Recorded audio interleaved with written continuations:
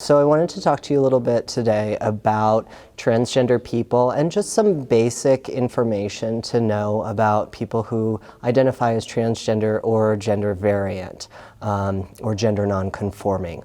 So these are people who are born in one gender, and that's determined at birth based on usually just genitals. There usually is not chromosomal testing or anything at birth. And so the doctors decide, well, this baby is either male or female.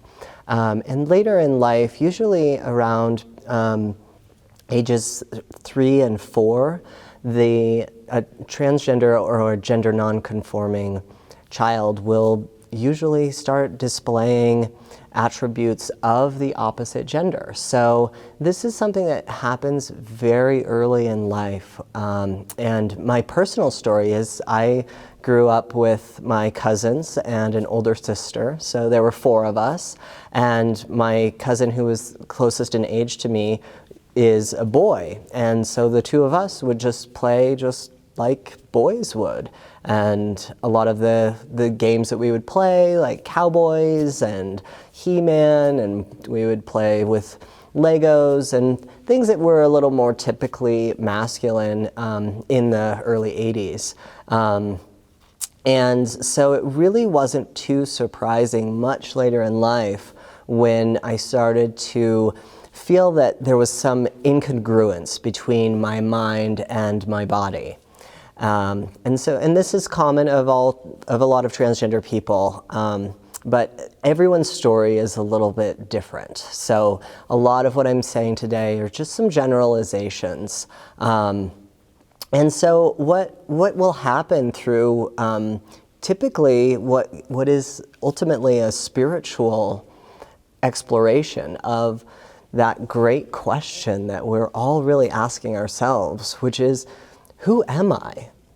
You know, why am I here on this earth? And if I'm not feeling comfortable with who I am supposed to be, then maybe that's not who I'm supposed to be. And so that journey then hopefully is met with support, and as someone is exploring their gender identity.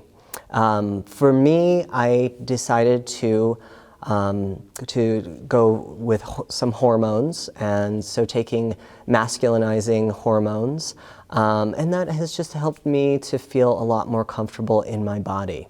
Some transgender people will take hormones, some will not. Some would like to, but they're not able to because of other complications. And so and then there are many people who see themselves as both genders or neither gender. So this is really an opportunity. This is an opportunity for us to welcome a whole spectrum of gender identity.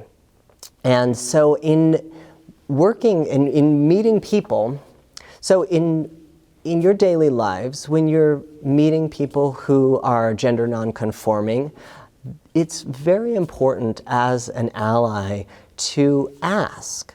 So to ask and not assume what someone's pronouns are by what they look like or how you perceive their energy. So I've found that it's very helpful when you're navigating for anyone to ask, what are your pronouns? So not just for transgender people, but for all people. And so this is some languaging that is very common in the LGBTQIA community right now, where people are saying what their name is and what their preferred pronouns are, because it's about respecting each other.